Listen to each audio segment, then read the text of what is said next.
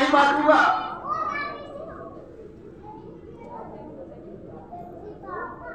दादा गुरु ने कहा कि मैं शरीर में आऊंगा नहीं और तुम बांटो नहीं, जीवों का होगा क्या? तब बाबा जी ने प्रार्थना किया कि देखो बांटूंगा मैं, लेकिन संभाल आप करेंगे। दादा गुरु ने कहा मैं संभाल करूंगा। तब 10 जुलाई 1952 आंतरिक बाजार बनारस से गुरु महाराज ने अपना सत्संग और आध्यात्मिक वैचारिक संदेश पर शुरू किया।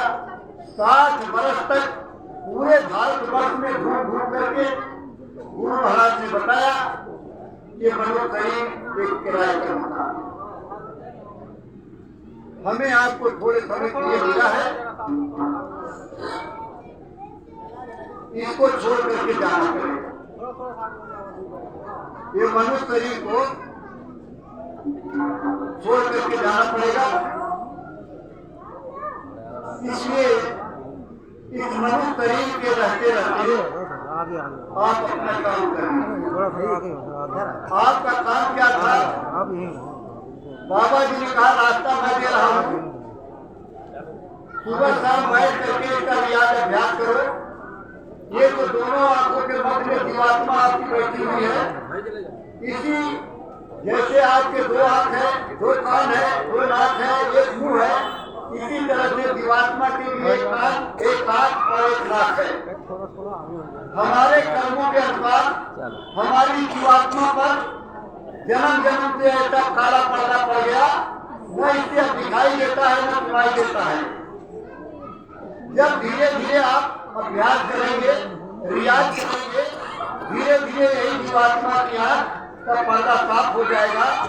यहीं से बैठ करके स्वर्ग देखो, वैकुंठ देखो, पितृलोक गंधर्वलोक देखो, ब्रह्मालोक देखो, शिवलोक देखो, विष्णुलोक देखो, आद्या महाशक्तिलोक देखो और अपना वो अनामी धाम जहाँ के आप वासी हो।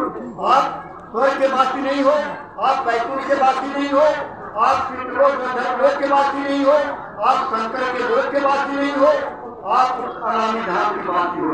अनामी पुरुष जहाँ है वहाँ के वासी। इसलिए गुरु महाराज ने बताया कि हम आए वह देश से और जहाँ तुम्हारे धाम और तुमको घर पहुँचाना एक हमारे काम। एक ही काम था कि आपकी जीवात्मा को आपके अपने घर पहुँचा दें। ये रास्ता उन्होंने बताया कि जीते भी परमात्मा मिलता है, मरने के बाद परमात्मा नहीं मिलता। और किसी ने कहा मरने के बाद परमात्मा मिलता है तो पिताजी चले गए, तुम्हें कहते हैं पिताजी का स्वर्गवास हो गया। अब पिताजी स्वर्ग में है या नरक में है? आज के बाद सबके घर में मोबाइल है, पत्नी पास अलग, पति पास अलग, बच्चों पास अलग।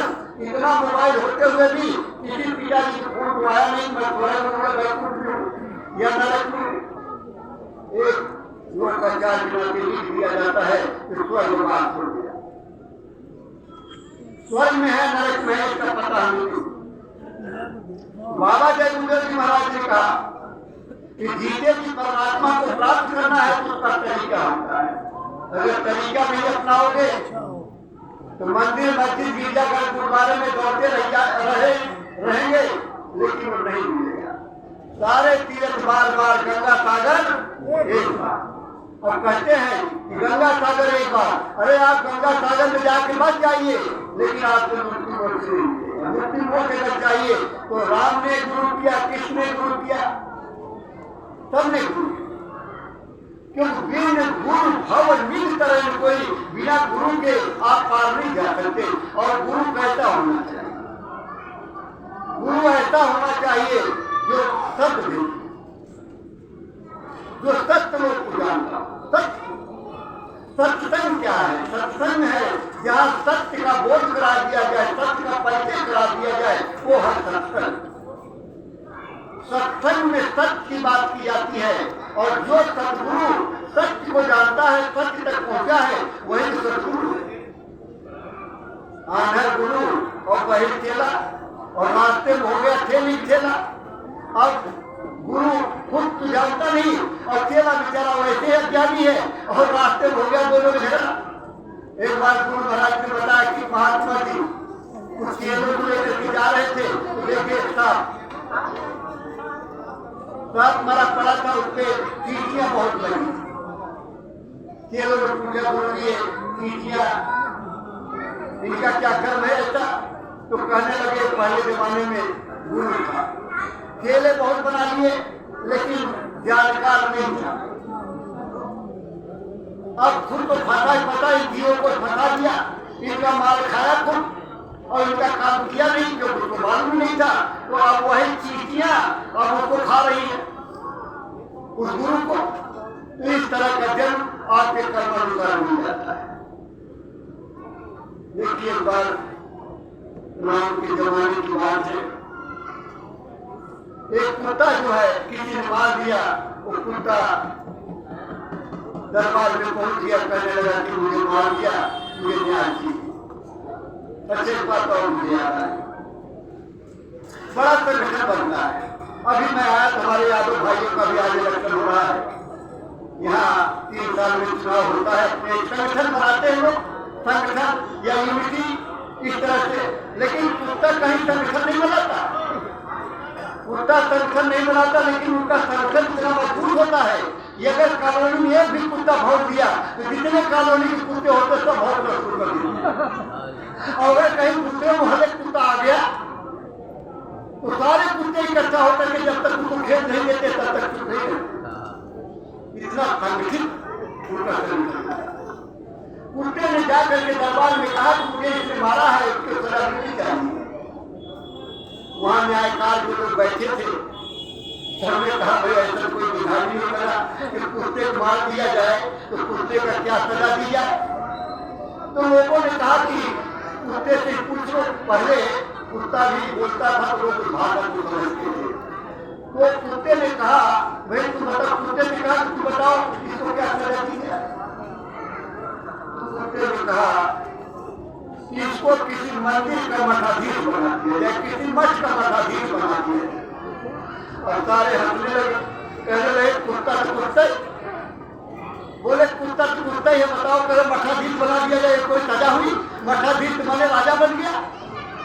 बोले अरे नहीं, आपको पता ही नहीं है, मैं भी पिछले जन्म में मठाधीश था और मठाधीश था, सबका माल खाया और माल खा करके मुझे पोती दोनों मिली कुत्ते की। अब जहाँ जाता हूँ 2 डंडे मार देते हैं, ये भी महाधीश बनेगा मठाधीश, और ये भी कल कुत्ता बनेगा, जहाँ जाएगा वही 2 डंडे खाएगा। ऐसे भी भाई बहनों, धन खा लेना कोई आसान नहीं काम है, किसी की जीवात्मा को पार करना कोई आसान काम नहीं है। बाबा जी ने कहा कि बच्चा इतनी मेहनत करनी पड़ती है। जब संत जो है अपनी साधना करके जीवात्मा को सतलोक पहुंचा देते हैं और जब उन्हें आदेश होता है तब नाम दान देते हैं तो वो संभाल करता है, उसकी संभाल। इसलिए मेरे भाई बहनों, गुरु महाराज ने 60 वर्ष तक लोगों को समझाया कि अपना काम कर लो, लेकिन हम लोग गए नहीं।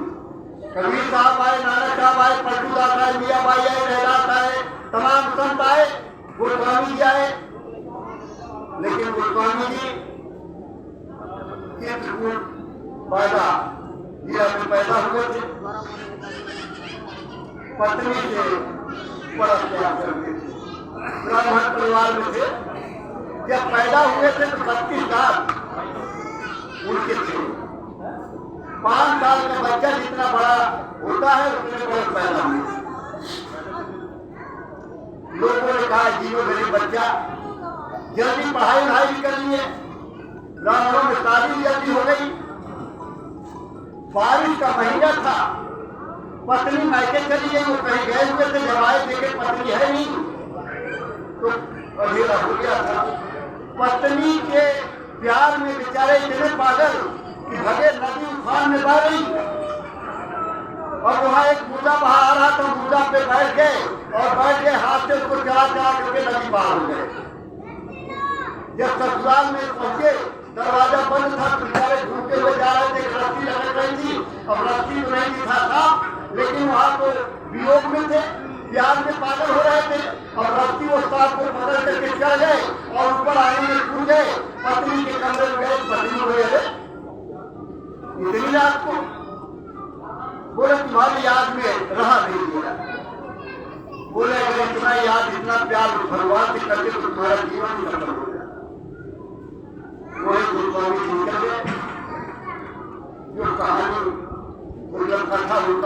जो कैसेट आता है उसमें बताते हैं वो लोटा लेकर के जाते थे पानी पीने पहुँच करके, तो लोग पहले लोटा लेके जब लोग जाते थे तो लोटा में जो पानी बचता था एक कीचड़ के पेड़ में डाल देते। एक दिन उसमें एक शैतान प्रकट हुए। शैतान ने कहा बोलो जगह दे दिया रास्ता